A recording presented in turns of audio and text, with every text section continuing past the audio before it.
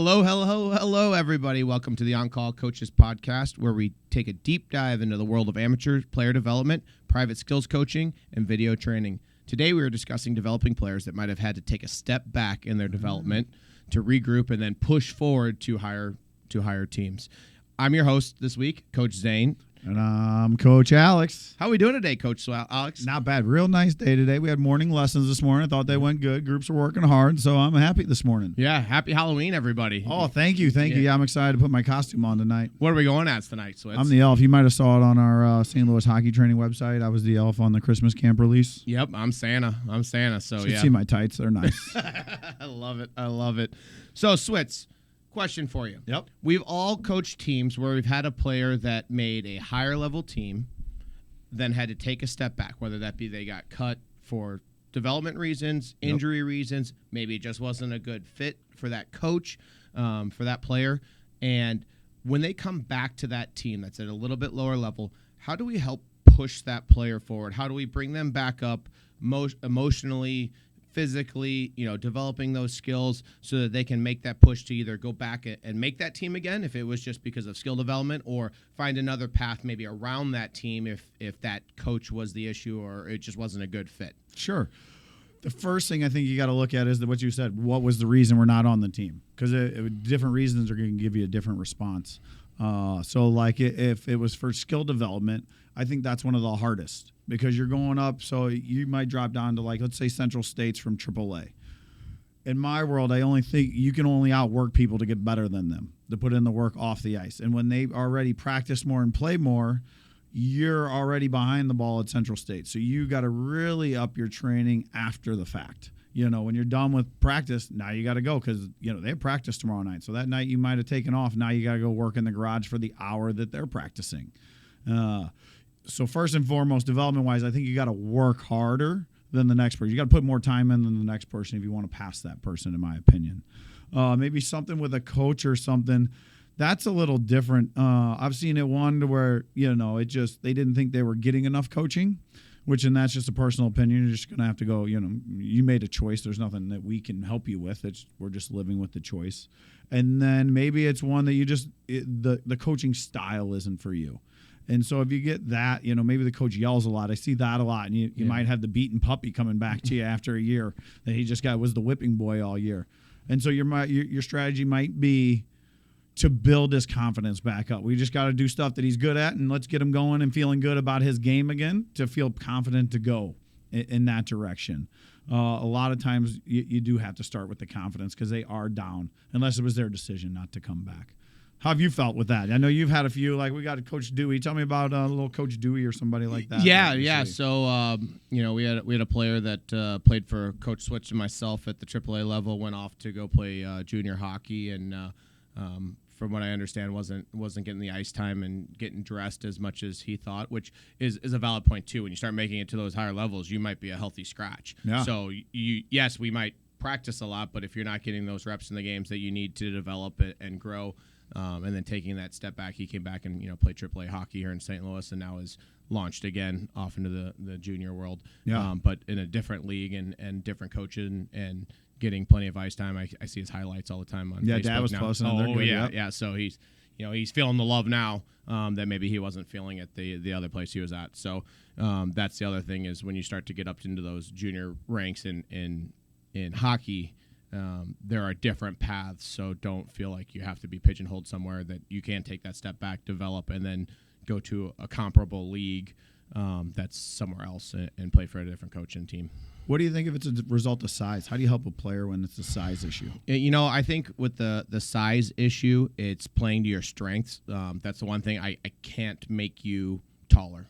We had another guest on that, when we asked him, why didn't you play in the NFL? And he's like, what would you change about your development? A couple of inches. Yeah, I need a couple inches. And so those types of things we can't do anything with, but you can develop the speed. You can't hit what you can't catch, and there's smaller defensemen that make a great career in the NHL, being fast, quick, feisty, taking control Good of the passer. Yeah, body positioning makes up for a lot in size. Using the body mechanics of what you're gifted with body-wise, using it to the maximum potential and learning how to use leverage and things like that. You can control a bigger person, and that's something back in the karate days that we learned a lot of how to control somebody who might be bigger than you by just using leverage and angles and things like that. So you can teach that to help them. Now, how do you work on that with a player? Because it's got to be hard in a private. You have them bring a friend. Like, what do you have to do when you're working? When it's a size issue, you got to learn to battle. Usually. Yeah, and we see that when we set up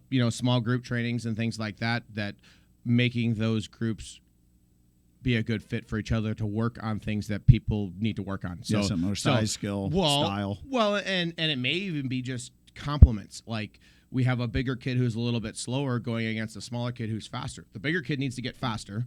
The smaller kid needs to get more physical. Yeah, so those two are a great match in a lesson or in a small group training situation. You just have to be smart as a coach of who you're putting together. It's not, I wouldn't just say bring a friend. It has to be the right friend and letting them, learn together. How do you help mom and dad through this process? Because it's hard on mom and dad, I'm sure. 100% communicate. If you've taken a step back, you how do you talk about it with the kid? That's more what I'm getting at. Okay, How does mom handle this situation? She's not, I expect mom to be helping with the wrist shot. No. For me personally, I faced this. I never made the AAA team here in town. I finally made it as a U18 AAA player and got the contract and handed it back to him and said, I've already signed with the junior team. I had to do this for myself. Yeah. This was me proving to myself that I'm capable of playing at this level. It was proven when I was handed that contract and that opportunity to play, and I said, you know what, I've already signed to go play junior hockey. This is something I just needed to do for me. You've cut me for the last, 7-8 years in a row, and now it's time that I've been able to jump over top of that, and so I'm kind of an example of that. But with that parent who takes a step back, it's calming them down. It's all right. Like, we're going to develop this player. You're going to have another chance at this. Like, whether that be the same team that you just got cut from or a different team, and working through all of their different options. But number one is just calm down. A lot of them have high stress, high emotions. Let's think clearly. Let's make a plan. Make that plan early. That's the thing. Don't I think it is wait. right away. Get a plan going while everybody's fired up and ready to rip and roar. And I think you can get a lot more through it when you're angry. And don't burn a bridge. Yeah, I can't tell you how many times I've seen kids that got cut, take that step back, and then mom and dad fire off an email that I swear 2 hours later they wish they could just take that back. And that follows that player for so long or whatever, or just says something in the rink like, take a deep breath. It's okay. We'll develop that player. We'll create a plan and then push them forward to the teams that they want to try to make. And they have to. It's back to where we talked earlier. Honesty. Do you really want to put in this work? Yeah, like that self look from Coach Ryan. You got to look within, and you got to take a self look. Where are you going? Yeah, like what are you willing to sacrifice to do this? And my guess is if you got cut, you didn't put in that sacrifice the year that you had the chance. And it's also a lesson learned of take advantage of the opportunities you get. That when you get that chance the next time to go back to that level, you better capitalize on it. Well, and you got to keep working. Yeah. And that's you might let off the gas because you finally hit your goal. Yeah. Well, your goals change once you finally get it, so you gotta throttle back down because now you finally hit it. Now you're playing with the best. Yeah, so. and we even see that in our hockey training where a kid finally makes the team that was his goal, and he cuts way back on training. And I know he's getting more ice time and other things, but then a year later we get that phone call back, hey, can we get back into lessons? Yep. So and so just got cut from this team. Well, you took your foot off the gas. Like we were pushing. We got you to a level where you wanted to be, and then rather than maintaining that, you just throttled way back, and now you're back to the player you were before, and now we've got to do that you can again. regress. There is regression, especially. Yep. Yeah. Well, awesome points, Switz. Yeah. Love this conversation. Brings me to our next guest. He's coached for 12 different teams, working his way up through the coaching ranks. His experience spans from both college to professional ball.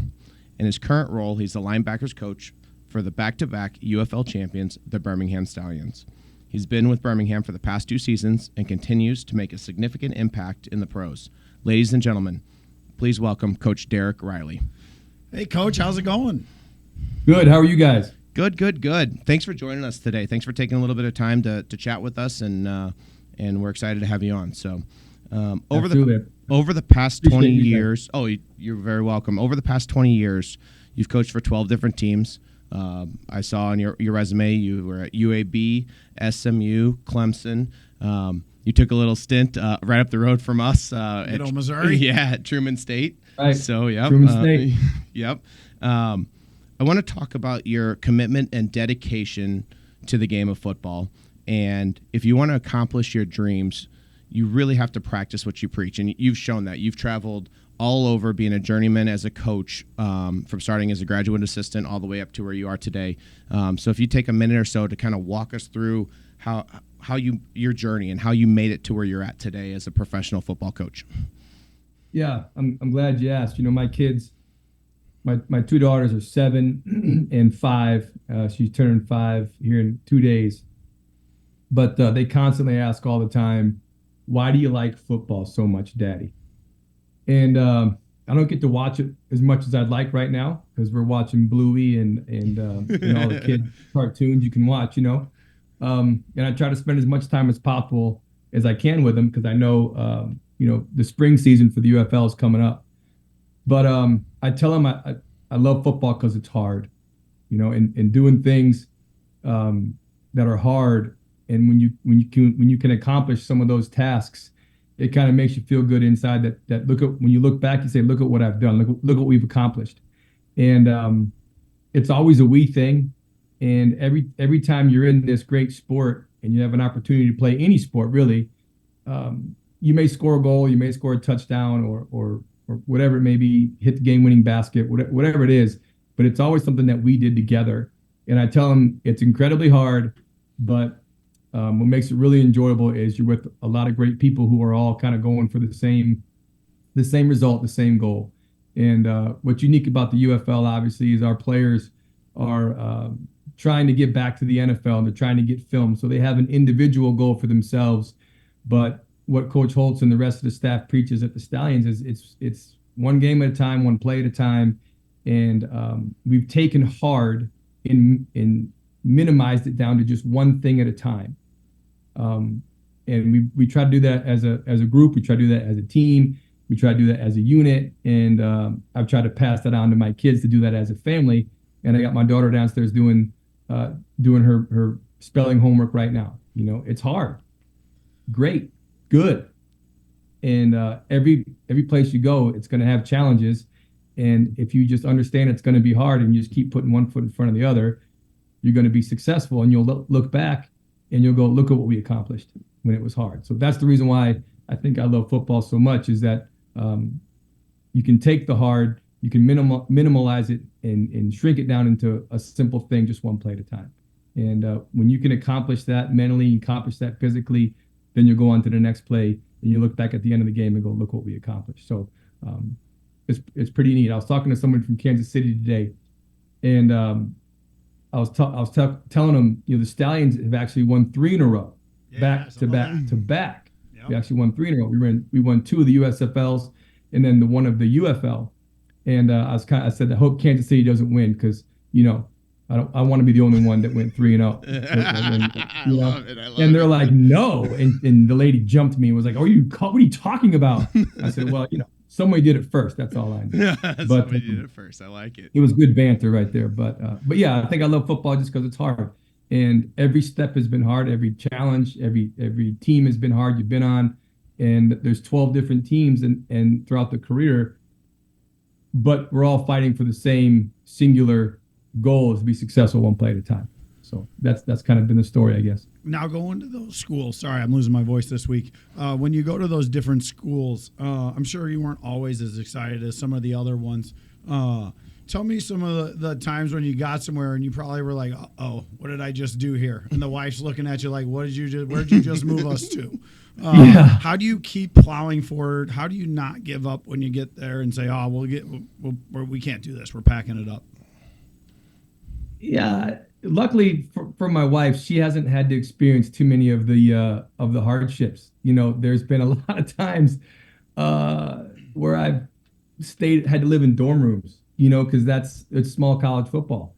and part of your job might be residence life coordinator or something like that. So she hasn't had to experience those. She's had the opportunity to be at the SMUs and the UABs and the East Carolinas Nice. where those are kind of nice spots. Yeah. But I love working with the guys.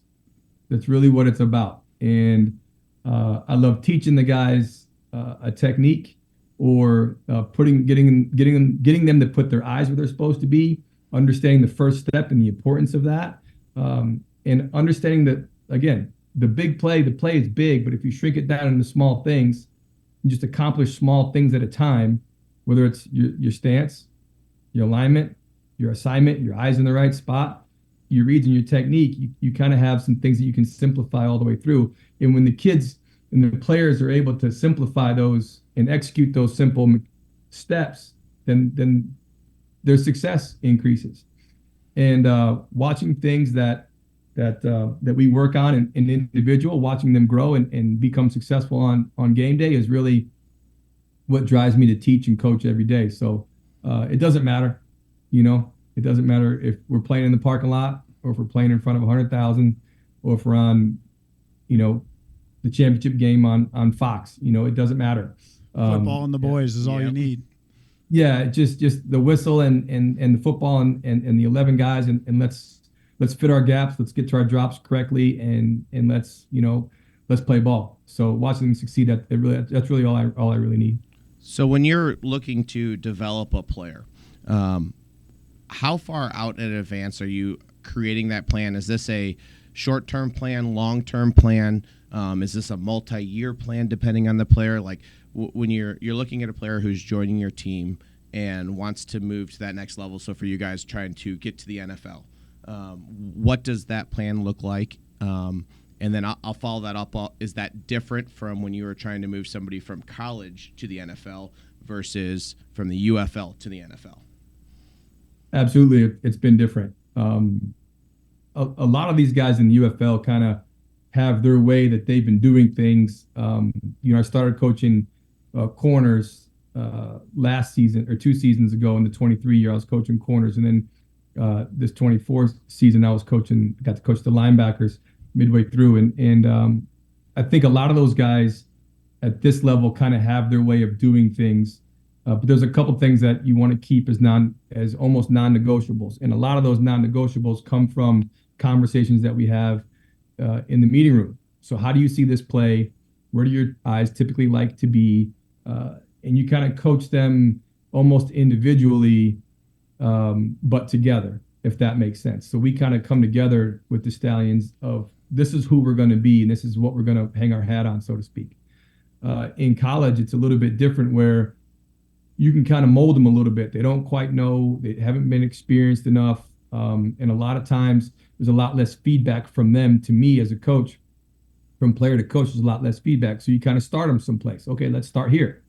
And then we kind of grow from college, where in pros, we kind of start, where are we? Who are we? Who are you individually? How do we kind of grow you individually? What's your skill set? How do we make you better? And then how do we get our play call to execute those players' skill set? That's kind of what it's been found with the Stallions. But no, that makes sense. They're both really different and they're both really unique challenges and they're both a lot of fun. I think I always start with alignment, assignment, reads, and technique. No matter where I am, every job interview I've been on, well, Daric, tell me about how you'd install this defense. Okay, what's your alignment? What's the assignment? What are your reads and what are your technique? Because your assignment split up in two. It's a run assignment and a pass assignment on defense, and then the technique, I always put that last and people wonder, why is that the last part? And I said, well, after you kind of get through the first step, I like to have your first step mirror your assignment, and that's what we use the film for. Is we use the film to kind of, okay, this is your assignment. You need to be reading the tight end, or this is your assignment. You need to be on the receiver, or you need to be on the quarterback, or whatever those things need to be. Your footwork needs to mirror that assignment. And then once you get your run read or your pass read, then you execute your next step in the technique process. And even in the pros with the UFL, what's your alignment, what's your assignment. So you got to win with your alignment first. You got to know your assignment second. Know your run responsibility, your pass responsibility, because everyone wants to stop the run first in football. And then where your eyes supposed to be. So what are you looking at to determine the run pass read? What are you looking at to determine whether it's a specific kind of route combination or a specific run, or to put you in a different gap in your run assignment? And then your technique. This is where the pro players are a little bit different than the college players, where they kind of have a technique of how to take their first step, or what their first step is comfortable for them. And sometimes they teach the room as much as I'm teaching the room as far as technique goes. And then technique's going to be, then we go out there and execute it to the best of our ability, and then we kind of massage it and get it to where we want it. But in college, the technique is, hey, this is our first step. Let's start here. This is kind of our hand placement. Let's start here. And then we kind of massage it as we go, if we have to. And that's been kind of the difference. So once you kind of get it down and you get your alignment assignment and your reads down, then you can kind of start moving with your assignment, or with your alignment a little bit. You can start moving. You want to now disguise into a cover 2 or a cover 3, or disguise a pressure or something like that. You can start disguising some things, so you change your alignment up, and then you can kind of give them a little more freedom when they know exactly where they have to go. So the development of the player starts mentally with your assignment, and it starts mentally, physically with your alignment. So that's kind of how I've always done it. Yeah, that makes sense. So when you get to that second stage you were talking about with disguising, that's kind of where trust is coming into it then, and you're trusting your players that they know the first steps, and now we can do something that's a little bit more creative. And we get that in hockey too when we're coaching, and number one, we play inside of this system. Then as you build trust with those players and with the coaching staff and everything else, we can get a little bit more creative and give a little bit more artistic creativity to the players to be successful. Yeah. Switch, you had something. Absolutely. Yeah, I was going to talk so you talked on field in the development there for a player. How is the difference between developing a pro off of the field with their habits and developing a college player and trying to show him the right habits? I'm guessing the pros probably have some habits. What's the building the habits? I'm always a big proponent of, and I think that that really sets the players on a good path. Talk to me about how those change between the two. Yeah, it starts with your eyes. The reads. What are you looking at? And that was the fun part about coaching another position at this level, where it's okay, guys. At linebacker, what do you guys look at? Well, we kind of do the triangle between the guard to the tailback, that little triangle right there. Okay, then that's your focal point on film.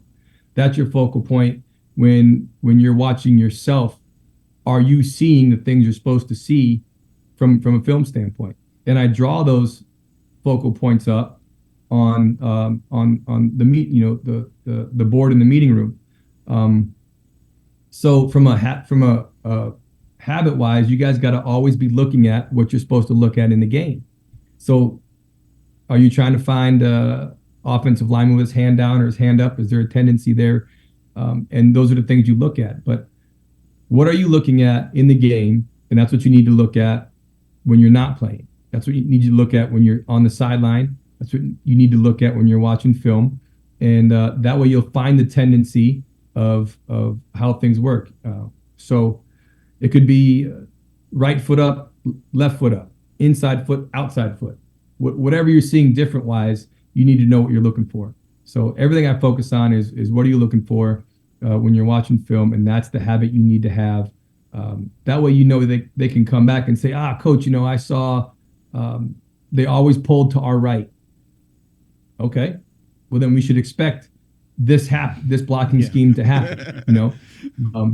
And that's how you build the habits of watching film. And then kind of when the players know what to look for, then they'll understand. Then they'll go find it, and then they'll start watching a lot more film, because they're not just watching themselves, they're not just watching the ball, they're watching the opponent, and they're trying to find out more than what they're seeing. So I had a player actually tell me, see if I can get it right, but if you see a little, you see a lot. If you see a lot, you see nothing at all.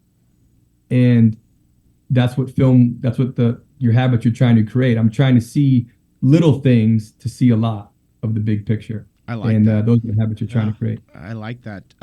So film being one part of that development plan, what other things off the field are you promoting with your players? Whether that's, for the college, I'm guessing it's more of like making sure we're on a good eating plan, making sure bedtime. Bedtime, and that you're going to sleep at the right time before a game or practice, that you're working out the correct ways. Like, what does that full athlete look like in dedication to the sport of football when you're in college, and then on to the pros also? So I'm sure some of those things go away, and there might be even new issues with the pros. Now we've got probably more families involved and things like that have a whole different dynamic of developing that player. So if you can talk through the differences there of kind of the off-field development. Yeah, I think what's unique is everybody knows what it takes from a habit standpoint of how to fuel your body, how to get sleep, how much water you got to drink, the right amount of protein, whether it's the scoops or the meat that you eat. Everyone kind of has an idea basically of what it really truly takes. But are they really, really willing to sacrifice the other things to ultimately maximize your body's potential? The discipline to do it. That's the hard part. Yeah. Are you willing to do it? And in college, they're going to be up. It just is what it is. And in the pros, they're going to be up.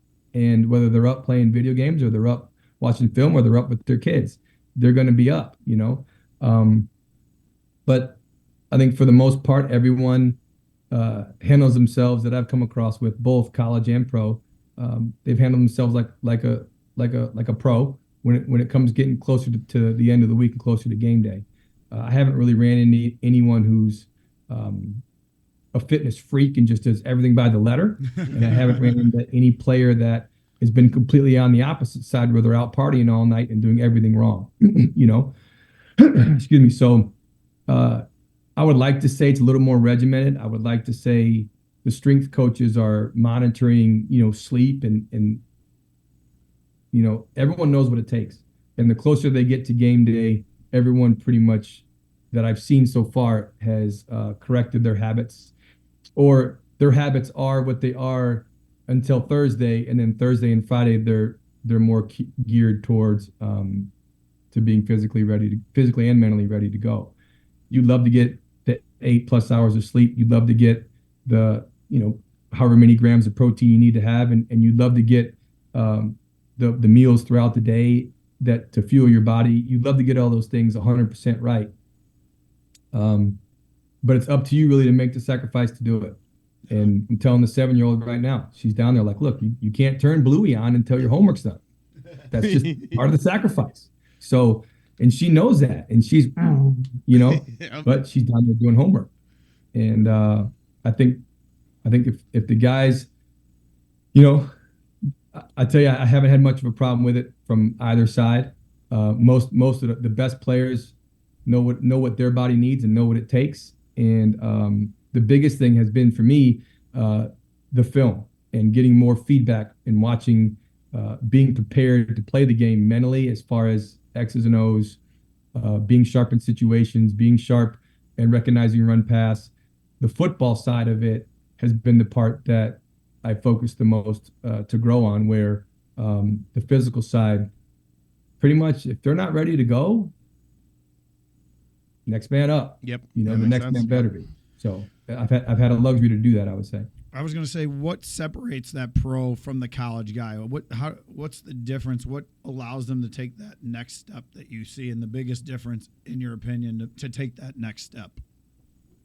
I will say that's interesting. You kind of bring that up, but I will say a lot of the guys in the pros always have some sort of, they all got water, so there's always some sort of fluid in their hand, but they're always some sort of ball they're rubbing their feet on. There's some Theracane that they're working a sore muscle out. So they're always doing some sort of rehab type as they're walking, whether they're eating, whether they're sitting in a meeting room, they're always rolling, doing something, which I thought was a little bit more unique from what the college guys have done. But I think for the most part, the person that knows his body the best and has really spent time in understanding what those habits are and how to be physically ready to play, those are the ones that separate. So if you're out there listening, I would say know who you are, know what your body is, know what it takes. I would start with being as regimented as possible, and then finding where some of those gray areas can kind of be. Kind of like we start when we talk about with alignment, assignment, reads, and technique. There's a pretty strict path right there. And then once you kind of know your assignment, and you know where you're supposed to go, and you know your reads, then you can kind of line up where you want, you know. But you'll figure out how much water you need to drink, how much protein and food you need to eat. You'll figure out how much sleep you need to be optimal performance on game day. And when you figure out what those things are, that's the difference between the pro and the guy that kind of plays every other Saturday or every other game day, is because I think they know who they are. They know how to get to where they got to get to. And then the football, the schematical side of it, they know where they're supposed to be. Well, yeah, you take care of it before the game. Right. The game kind of takes care of itself. If you prep the right way, mentally, physically, then at that level, everybody's skilled enough to perform, and you just have to be at optimum performance levels based on your prep. So with the video, you had mentioned that as part of the development plan. How much video work do you do with your team? Is it on an individual basis? Is it a defensive core? Is it some section of the defense that you work with? How do you work video into this development of the players with your team? Yeah, and I think I mentioned when I first started with you guys that from a personal standpoint, I started putting video on my phone, where I would literally take my phone to the screen and I would record a 2-minute message of the play, and I'd send it to each kid. It might be individual, it might be as a unit, my group that I'm working with, and I'd send it to them. A lot of times, the video that I start with is on Sunday night when we've done with the staff. The staff is up. We're breaking the games down. We put together a preliminary game plan. Anything that's new, I'll take my phone, record it, talk about it, and I'll push it out to them through text. And then they have it, so when they come into the meeting in the morning, they kind of have an idea of what the new pressures are, what the new coverages are, what the new fronts, what the new fits might be. So they'll have a preemptive idea of what to expect when they get in. And then when they get in the morning, we usually start as a team, as a whole team, and that's kind of always been the way it's been. The start of the week is an entire team, and head coach runs through positives and negatives of the game. Runs through a couple of clips that are really important to show, whether it be situational, whether it be penalties or things that we need to get corrected as a overall culture type concept. And then we split up and go offense and defense, or we split up and go special teams. However coach needs it to work. Then we'll split up offense, defense as an entire unit, and then we split up into our position groups and go from there. So you'll have team, special teams, offense, defense, and then position group. And when you're in your individual or unit meetings, when you're in your defensive meetings, they're talking about maybe a rehash of the game and a little bit of situational things for defense, major mistakes, culture things that we need to fix or continue to celebrate. Some of the things could be celebratory things that look at how great we did, great way to respond, great way to handle this situation, great understanding of exercise. Here's something that we've worked on in the past. This is what we work on in practice, etc. And so it's usually a good and a bad. You try to sandwich in a good, a bad, and a good, and kind of sandwich it together a little bit. That's pretty standard, right? Oh yeah. But you kind of work that going, but then you split up into your group, into your individual position groups, and you do film from there. And all that's usually, 3 or 4 hours or so of film, depending on how it works out. It's usually pretty lengthy, and that's why I try to give them some clips ahead of time they can study and look back on and know that here's some of the key points for what's coming up on day one of the work week. No, that makes sense. Is there any other technologies that you've started to use in the last 3, 5, 7 years? For us in the hockey world, of the amateur hockey world, video's been the newest thing, and that's what we've started using, but is there a technology that you're Heart using? rate monitors, Yeah. things like that. I like you to see that just started on the scene and things like that.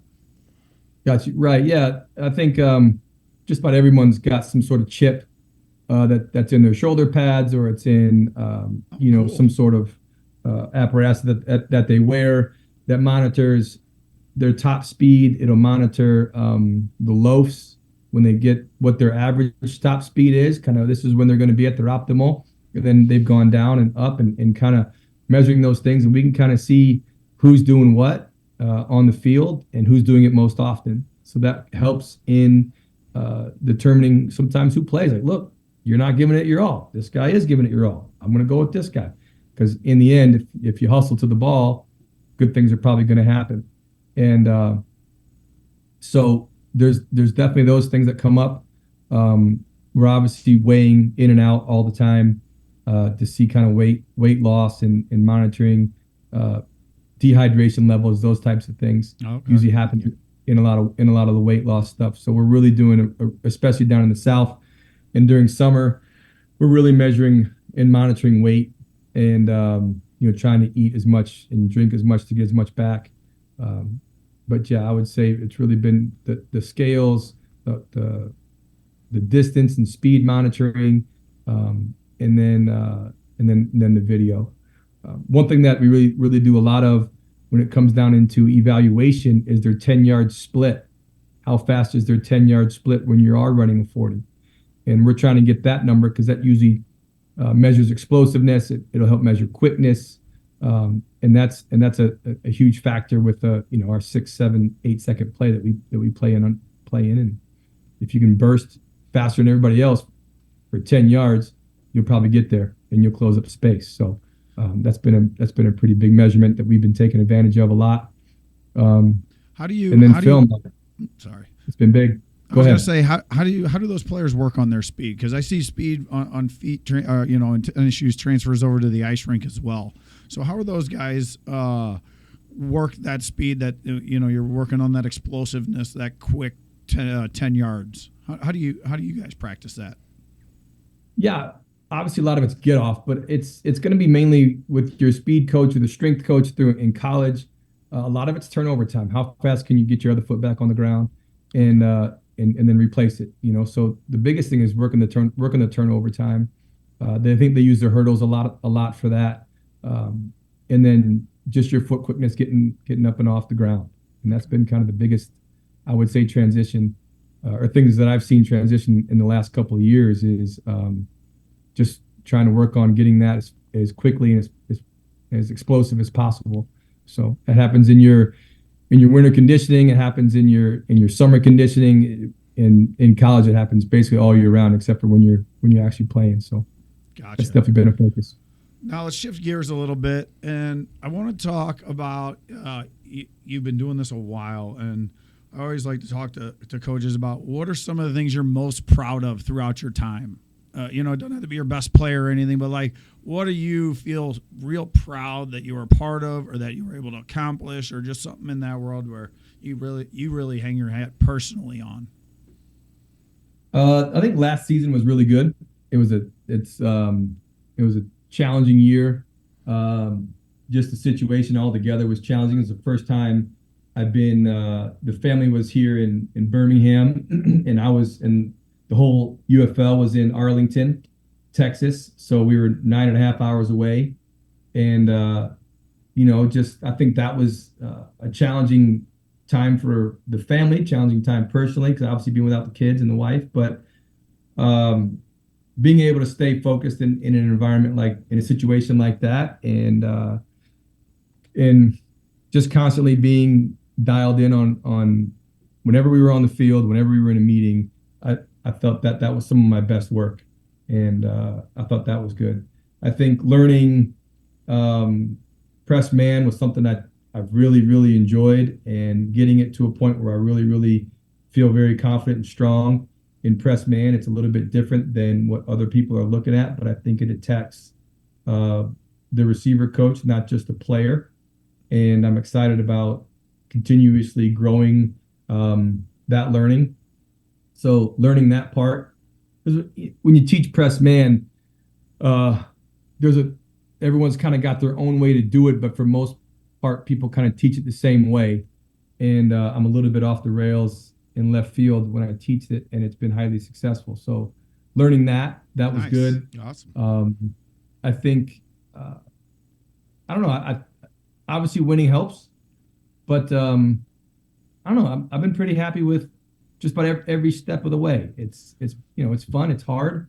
It's challenging, but we enjoy it. How are you finding your ways to coach those the things differently than the others are coaching? How'd you walk that path to get to where you're at? I'll tell you later. I'm sorry. Say that again. I was gonna say you said you're doing something different with the 3-4 press, right? Press man. Press man. Yeah, Sorry, yeah. press man. Press man. In the way that you're teaching it, how did you get to that point to where like you found a different way that's working and you're teaching it in a different way than everybody else has taught it in the past? Just ask. Okay. Learn. Really, it's kind of, without going through the whole thing, I think the biggest point was I've talked to a lot of NFL coaches that I've got to know throughout the journey, really. And there was a couple things that I was learning throughout the journey that I really have always held on to. And I wanted to talk to what the NFL was doing because I didn't really ever have access to the NFL. And before I got to the Stallions, I was able to get some really close access to the NFL. I was really able to kind of get in there and ask questions of what do you guys do? How are you guys doing it? What are you guys looking at? All goes back to where are you putting your eyes to start off with? And then what are you looking for? And when they gave me some of the information they were using, I then went and took it to film and really hung my hat on some of the things that they were saying. And I said, okay, I like what you're saying. I see what you're saying. I can see what you're saying. I think that's a big part of it. And I think if my players can see what they're saying or see what I'm saying, if they can see it too, then they can execute it as well. So that's the biggest thing is ask the ones that are doing it the best. And I've been to a couple other schools, a couple other colleges, talk to their defensive back coaches, their corner coaches, see what they're doing. And it's been a mesh of things I've done before and a couple different NFL teams and some really good colleges. And I've kind of put it all together and created this one frame. And it's not, and there's also a lot of feedback from the players too. Like, no, don't do that. No, I don't. Yes, I like this. Yes, that makes sense. So it's been just to ask, what do you like? What do you don't like? What are you feeling? Talk to me about what you're feeling. What are you looking at right here? So it's been a constant thing about asking questions, getting feedback, and trying to apply it. And then, it didn't work. That wasn't good. And I got to practice a lot of it in, believe it or not, in summer camp. When we would do prospect camps at the colleges that I was working, I would say, I've always wanted to do this. Just do this. Your eyes are mine. Just put your eyes where I want them to be. This is what you're looking for. When you see this, do this. And sure enough, it would be successful. And I was like, all right, if it worked there, let's see if it happens. And I take it to, when we're doing one-on-ones in the summertime, all right, guys, go practice this, come back and give me some feedback. And they'd be like, A was good, B was not good, C was great, D was not good. So let's focus on A and C. Little sandwich there for you, Coach. Yeah, they Yeah. gave it right back to you. That's right. So it's just a lot of trial and error, a lot of communication, a lot of back and forth, and learning that has been fun. And every chance you can to learn and grow and get better and help the players be successful. That's really what it's all about. So that's why I say it's always been something. Every place I've been, like SMU, it was special teams. That was the focus. That was my job. So how can I get the players to be better on special teams? And then, Old Dominion, it was the nickel position. How can I get better at the nickel position? What is it that the kids do? What is it that we're asking them to do on several different looks? And how can we make those looks different? And I think that's each place I'm trying to stress. What are we doing? How are we doing it? How can we make it better? And a lot of places we've learned and grown, and then we take it with us and we go to the next spot. So it's been fun to learn. Awesome. Last question for you today. What advice would you have for the amateur athlete that's looking, or their parents, on a development plan, making it to the next level, whether that be college, pro, wherever their end goal is, what would your advice be to that high school athlete now looking to continue to play as they grow? Just play one play at a time. One play at a time. It doesn't matter. I texted a buddy of mine in the NFL who's a coach, and we're real close. We're really close friends. And I just said, don't forget who you are. Don't forget who your players are, and play one play at a time. And he hit me back like, you're so right. They hadn't had success that day, and relative success, right? Mm-hmm. Yep. And it doesn't really matter.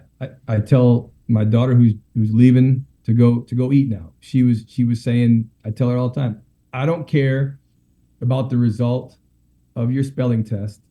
I care about what you sacrificed and how hard you worked to get it.